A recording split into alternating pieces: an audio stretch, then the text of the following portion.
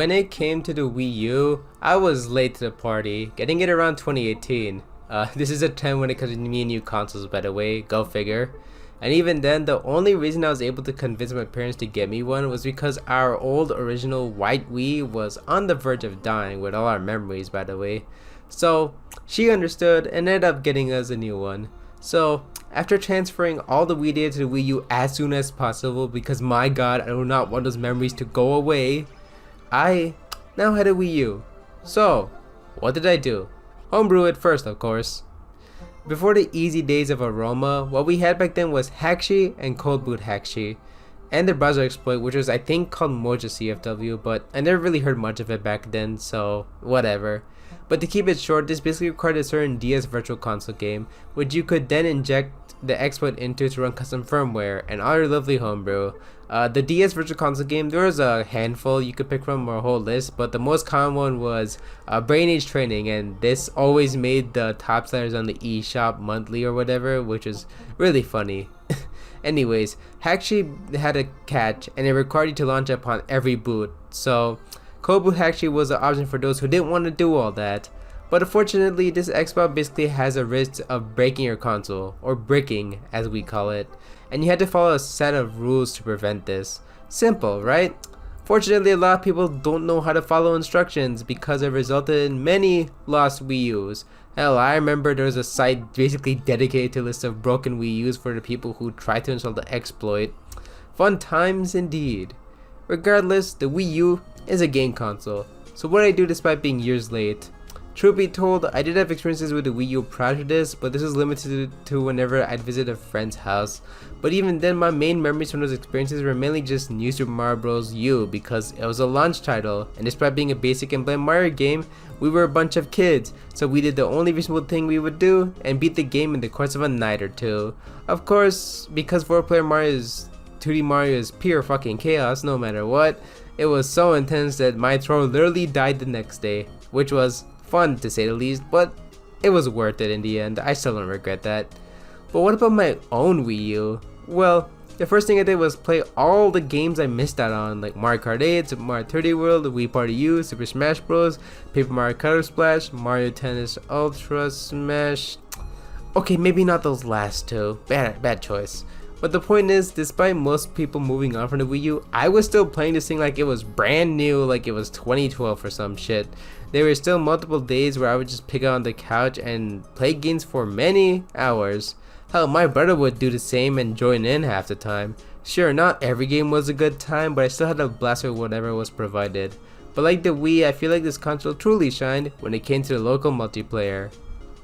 Now this is easily the most memorable game on the Wii U if you ask me, mainly because it can only be done on the Wii U.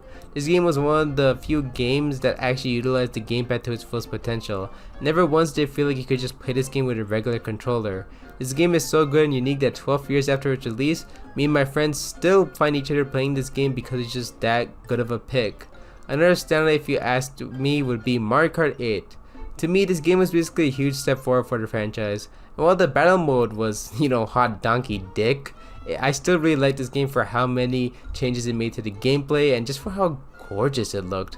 I mean, sure, to someone who didn't grow up with Nintendo and was like an Xbox or PS3 kid, I guess, it looked on par for the time, but when you're me and you're used to the Wii's 480p with blurry filters, Mario Kart 8 looked like the goddamn Mona Lisa in comparison. And let's not forget all the other smaller bite-sized titles that are on the eShop, like NES Remix 1 and 2, Mighty Switch Force, Fast Racing Neo, all that good stuff. But what really made the Wii special to me was all the stuff you could do with it once it was modded. Not only would you get access to Wii's entire library, which is a very useful feature by the way, I used a lot of time on this feature alone, probably more than the Wii U, but also the GameCube, because the Wii U's Wii mode is basically a family edition Wii, so it still has the hardware to play the GameCube games baked in. So at Homebrew you can pretty much play GameCube games like you're playing on a Wii. And even with some tinkering, you could play them with gamepad support, which was, fucking sweet to say the least. Not to mention the sheer amount of games you can play in the system with the virtual console and all that. With virtual console, you can use if you can basically inject your custom ROMs into it, and you can even disable those shitty dark filters. So great retro machine, I would recommend. But the homebrew community itself for the system has been booming in the past couple of years too, thanks to Aroma. When I got the Wii U, there wasn't really much going on besides game mods, but now we have stuff like native Bluetooth support for PlayStation controllers, and all other sorts of useful things, which is sick. And around this time, I was also getting a lot more use of online playing too, because during my first couple years of the system, it was pretty much limited to Mario Kart 8, but around 2022 or so, I started meeting a lot more people on Discord who were Wii U owners, and they also had a really good attachment to the console. And man, it was a lot of fun playing these games online. Sure, I'm missing a part of it like Miiverse, but I was still having fun, so whatever. It was also around this time I finally decided to give this Splatoon franchise a shot with the third game that did recently come out at the time. And going back to the first game after that was weird, but it did help me see what I missed from this franchise. Hell, I kept coming back to this title specifically because it just has a unique vibe. Which reminds me, the Wii U was pretty much the last console to have a personality of sorts, from Nintendo at least. I mentioned this before way back in my 4th video on my channel, which is hard to watch, but all of the system menus just have this look I really like, and the calming or catchy music that plays during these menus also really help. I still really like the fact that they made separate versions for the TV and gamepad. Alas, when the eShop was announced to be closing, we all knew it was only a matter of time before the online services ended, and sure enough, the shutdown of Nintendo Network was announced later, effectively marking the end of Wii U and 3DS Online. I'm aware that there's a fan revival for the online and Miiverse called Pretendo that's been making great progress, and I can attest to that because I've literally been in the beta test before, and they are making really great progress. I highly respect and support their work. But this still felt like a huge point in the guts to me and several others. And while most of my online memories belong to the 3DS because I've had that baby since 2012, I still can't deny that I was having a ton of fun with the Wii U as well. I even made some new friends from playing the Wii U games online, so this just hurt. And while I opted to spend the final hours of the service for the 3DS, I still got whatever hours I could on the Wii U. Speaking of, there were some people out there who were even able to stay online on the Wii U after the servers were closed. Most of us just stay on long as they could, and well, they sure were brave soldiers. My god, you guys, I respect the hell out of you. In the end, while the Wii U will likely live on everyone's hearts, and also due to the efforts of the fans, the shutdown of online services really did mark an end of the era for the system, or the end of the era as a whole, if you ask me honestly. The Nintendo Wii U. Where do I even begin with this thing? I got a Wii fairly late in its lifespan, but the Wii U was a pickup for me within the first 2 months. I saved up the money I got for Christmas and made it the first console to purchase entirely on my own. I knew I wanted the new 2D Mario title that came with it after playing the Wii and 3DS ones, but that was only the gateway drug to some of the best games of the 2010s. I used to have friends over and we'd kill time playing multiplayer modes in games like Nintendo Land, New Super Mario Bros. U. These were just the launch titles though, and I always got the newest games for it, usually on week 1. Super Mario 3D World was another one I'd rally up schoolmates to play with, and Mario Kart 8 and Super Smash Bros. Like a must-have for any social gathering at the time. I remember Mario Kart 8's launched at 2 courses, loaded at a very low frame rate offline, and they got patched within the same weekend. I even got a free copy of Pikmin 3 from pre-ordering that game. No way is Nintendo gonna do that, like, kind of promotion again. Club Nintendo is... I don't even know. The DLC from Mario Kart 8 was so exciting that I accidentally bought the game again digitally, not knowing that the extra content would come out months later.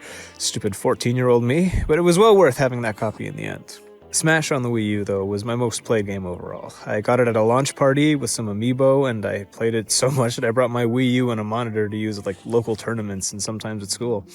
I'm glad I moved on from that, but it was always a thrill to meet new people and just make friends at events that had Smash, and I used to line up whenever new amiibo were announced after learning that if you miss them day one, you'll have to pay like 3 times as much for them on eBay.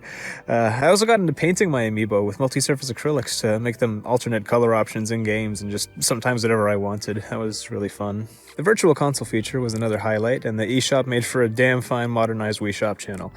Going out to buy eShop cards to redeem them for a collection of retro games spawning from the Nintendo Entertainment System to the DS was always exciting.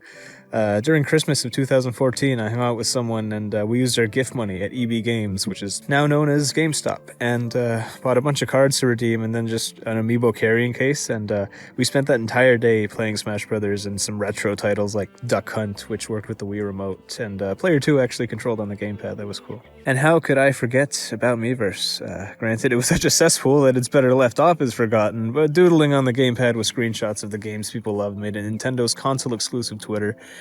It got shut down eventually, and for good reason, but I met some people on there I kept in touch with, and still have some of those crappy drawings saved. Will Nintendo ever attempt something like Miiverse again? If they stop milking the Joy-Con-shaped udders of the Switch, only time will tell. From playing locally with friends to playing online with randoms to playing by myself, the Wii U was the pinnacle of gaming experience for me in the 2010s.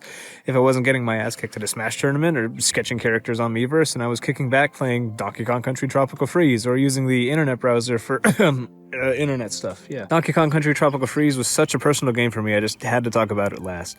Excellent level design, exciting bosses, marvelous soundtrack done by David Wise. It was the perfect sequel to the already great Wii game, and it was practically a coping mechanism whenever I had a bad day at school or just crap was not fun. There's so much more I didn't even mention yet, because I could go on forever about the fun times I had with this thing. Making hellish levels in Mario Maker, playing through the story mode of Splatoon, relaxing with the Virus Buster mode in Dr. Luigi, scanning amiibo for cosmetic Yoshis in the Woolly World game, the list goes on. I learned how to jailbreak the console too, because now I can dump and install my physical games and can load mods for certain ones to spice them up. Remember when you used to have an internet tab open to run the SD Caffeine exploit? I was there for that. I was there for it all. And now it's all fading away. I'm at least glad that the folks at Pretendo care enough to make their own servers for the games that'll be shut down from Nintendo's end. It's still in private beta so far, but I look forward to seeing what John and the team bring to the table for all the players that didn't trade their consoles in 2017. They already have a Miiverse replacement, and it handles even better than the original from what I used of it. The fans do what Nintendo don't, and I encourage you to check out Pretendo if you would like to support the service. In summary, the Wii U is an important part of Nintendo's history and deserves to be remembered. Regardless of the underwhelming 6 million units it sold, it was the birthplace of numerous modern classics that Nintendo can't help but try to sell you twice. The Wii U walked so the Switch could run, and what a walk it was. I have plenty of memories with the Wii U, although I never truly owned one myself until 2023, unlike the 3DS. The Wii U first came into my radar in around 2015. My brother and I used to share a room, so we had the TV on YouTube for white noise in the background. I woke up one day to see TV still going, and the video was someone on YouTube named Zach Scott Games. He was playing Splatoon, and it intrigued me as a 6-year-old when I first heard about the Wii U. Everything about the story, gameplay, and world made me want it so bad. And since I was like 6, I would pretend to play Splatoon in real life. I kid you not. So that became my new want. A Wii U with Splatoon. However, at the time, my family was broke because we had just moved to a new city. I constantly begged for a Wii U for my birthday or Christmas, but I never did get it. When I grew older, I started looking at other Wii U games. One in particular that I remember was Super Mario Maker. I really wanted to build my own Super Mario levels, but I realized I wouldn't get it because it was on the Wii U.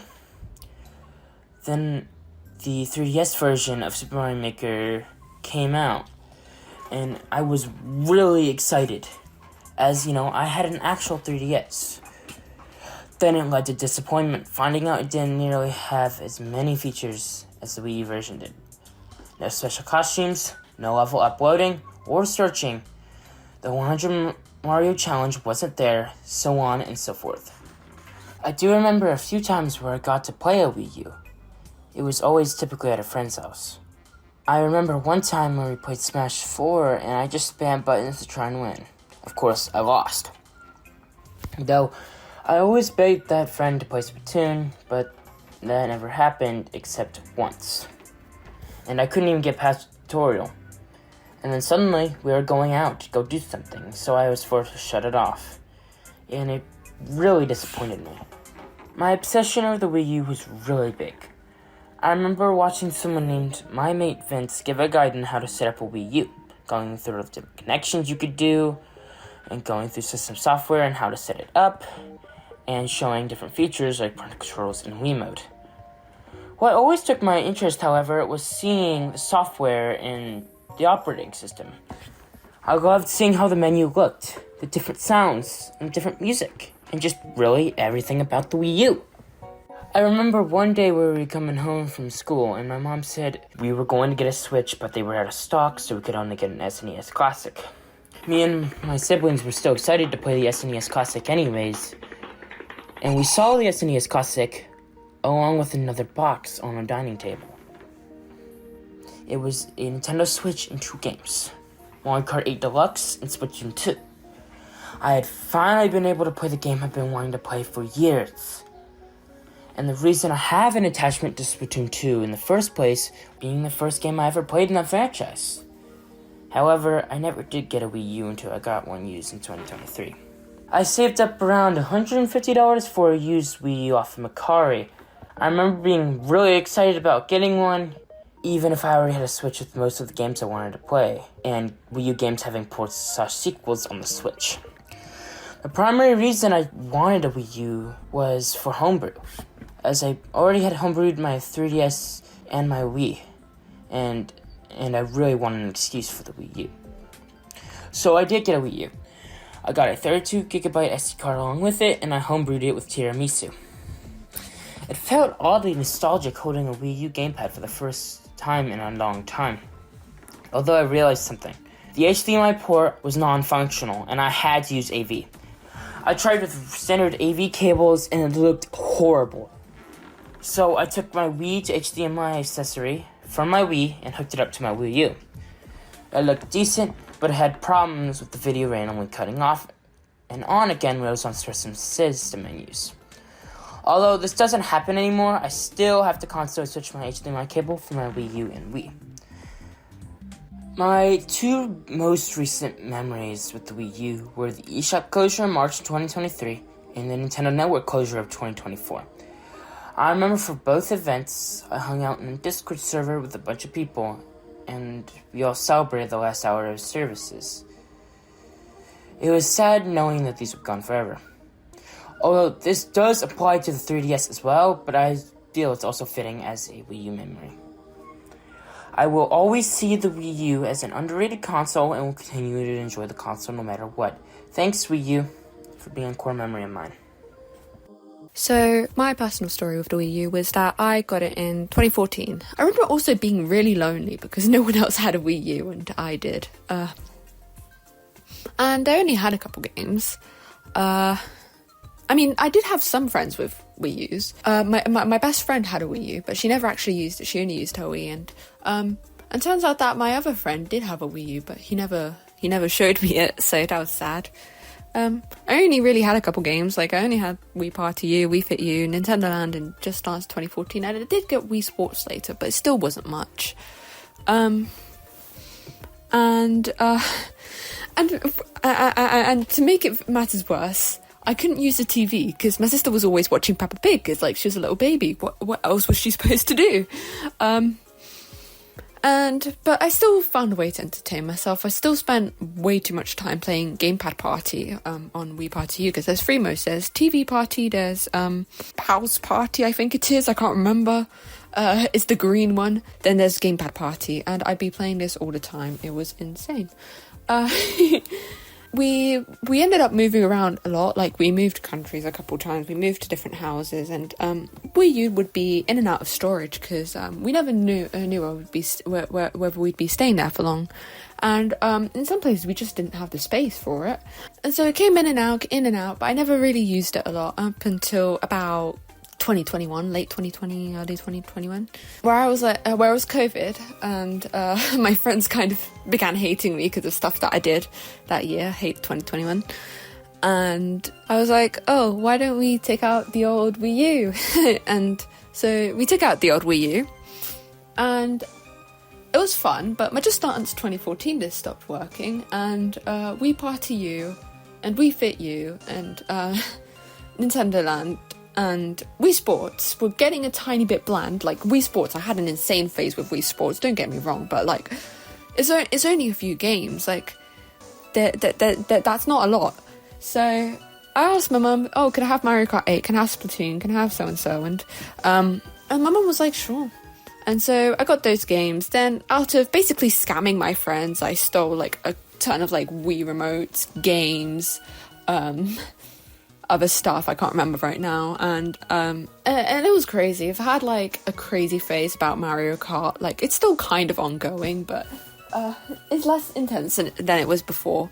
And in Splatoon, I had a really, really crazy phase that ended with the maintenance in 2023, March 2023. It halted right to a stop. I was like grinding insane like the day before, and then it just went to a stop. And I still occasionally buy games. I mean, I got Pikmin 3 from CEX for about £10, I believe. Something. It was about 2 months ago. The other side of the story for me with Wii U's is the homebrew community, which was fun. About early 2022, I was like, what if I could get games for free? Like, sorry, I'm gonna admit that. What if I could get games for free? I don't do this nowadays, but originally I was like, what if I could get a game for free? So then I began searching online, and I learned about all of this stuff, and I was like, I've never actually said this out loud. Tiramisu. What's this? What's custom firmware? What's an SD card? I'd never heard of an SD card before, because like I was a little stupid child. And so I had some pocket money that I'd been collecting up over like 2 years or something. I had about £10. And so I pretended to need an SD card for my homework, and I was like, oh mum, could I buy an SD card? And she was like, yeah, sure. So I got an SD card, and it was just there for a couple months, because I needed to find a way so I could use it in the living room while my dad wasn't there, because he'd asked me about it, and he'd already told me no, because I asked him before if I could buy an SD card for that. So I ended up modding it once when he went to pick up my sister from school. Oh yeah, and then like not even like an hour later, like my gamepad just decided to break. But then it turns out that I hadn't cleaned the screen in 9 years. So yeah, that was funny. I also got like involved with like the online community as well, especially on like Discord and GBA Temp. I'd spend so much time like on Discord talking about like how much I liked my Wii U, and then there was Pretendo as well, Pretendo Network. That was also a bit funky. One of my favorite things about the Wii U was like the homebrew and nostalgia, but then there was also like just every single little touch about it, like the UI. Like, for example, on the gamepad, it plays slightly different music than it does to the TV, and they're all fine separately, but then together it's just sort of like this harmonious thing. And there was just so much effort. Like, for example, when you transfer from a Wii to Wii U, or a Wii U to a Wii U, then it shows these little Pikmin and stuff like and stuff like moving like the data across, and it's like really cute. And then like the Nintendo eShop music, like and Miiverse, like the whole existence of Miiverse, like there was so many details like put into the Wii U that made me really enjoy it so much. But and it makes me really sad that it flopped because of the really horrific advertising and naming, and Steve Harrington being in the ads. And even then, like, it feels like not many people do stuff with Wii U, but the Wii U community has to evolve. Like, for example, now Aroma's like the main thing. And I also did a lot of emulation as well on my Wii U. Emulating stuff is really fun, and I cannot afford more consoles, and my laptop is absolutely horrific. So I'd rather just use my Wii U for that, and it emulates pretty well. My favourite game to play on there is Knuckles Chaotix, because I am insane. And to end this sort of like little like Wii U discussion, I still you remember how I mentioned I had Wii Fit U at the beginning? I still carry around my Wii Fit meter.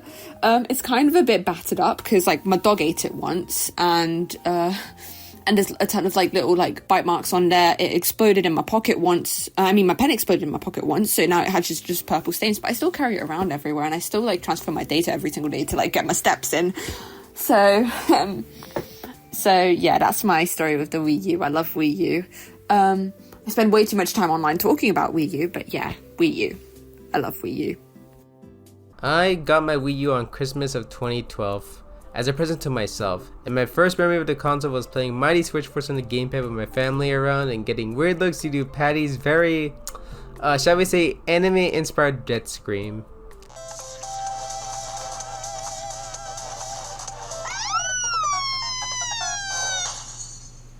favorite Wii U memory was the day Nintendo announced Iwata had died. Not because he died, obviously, that was sad for everyone, but because of what happened after. When we heard about Iwata, Kez, a friend of mine, and I decided to go online on Mario Kart 8 using his Mii, because what better way to pay tribute to his memory than by shooting shells and fireballs at each other while looking like him. To our surprise, we were far from the only ones who had the same idea. We immediately ended up in a lobby with 7 other Iwata Miis, and while we didn't know any of these people, they were still randos who decided to do the same stupid thing out of love and respect for the great man. As we continued racing, we got as many as 10 Iwatas in the same lobby. Plus 1 Baby Peach. Always gotta be Baby Peach in there screwing things up for everyone. Oh, and because this was the Wii U, we were able to point most of these races to YouTube, even though neither of us had a capture card at that point. I did so much dumb stuff with the post to YouTube features in Mario Kart 8 and Smash 4. It's safe to say that the Nintendo Duo channel wouldn't exist today if it wasn't for this weird console and its many underappreciated features. Another thing I'll never forget is the agony of waiting for Mario Maker to come out, which got so bad that I started refreshing the Mario Maker subreddit all day, every day. Just desperate for any piece of new information. When the game finally came out, I played every single level post to Reddit on the first day and then left them a constructive comment, except for the ones that were just trash. But one trash level out of like 100 isn't bad. The Mario Maker subreddit was actually a very good way to find levels more creative than the usual autoplays and trolls made by 5-year-olds, and it definitely helped make this my most played game on the console. In fact, the overall Wii U community on Reddit was a fun and vibrant place back then, with constant game nights and events, before it turned into a ghost town the second the Nintendo Switch was announced. Other fun memories from the Wii U era, the madness and creativity of Game & Warriors Miiverse sketch, the shitposting in the new Super Luigi U community, getting the cringy Wii Party U rap stuck in my head, and of course the countless hours spent chatting with friends and family over Wii U chat. Just kidding, no one ever used that shit. Cigarettes are like hamsters. They're fine until you put it in your mouth and light it on fire. I'm failing a class, but at least I have Splatoon. True. This game is fun, but I hate my parents. True. Young Metro, don't trust you, I'm gonna shoot.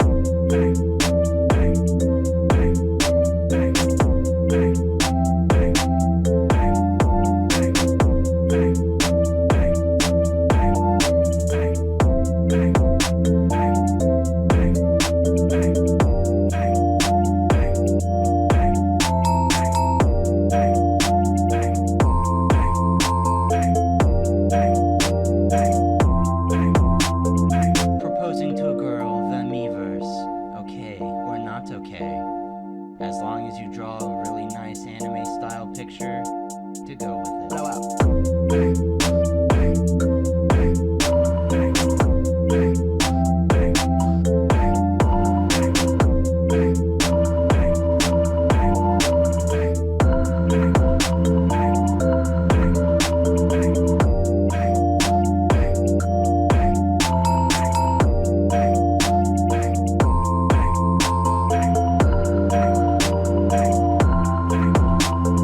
If you think about it, Wii U really isn't doing that bad. I mean, if they have around 6 million units sold, there's only like 7 million people on Earth, so almost everyone has a Wii U.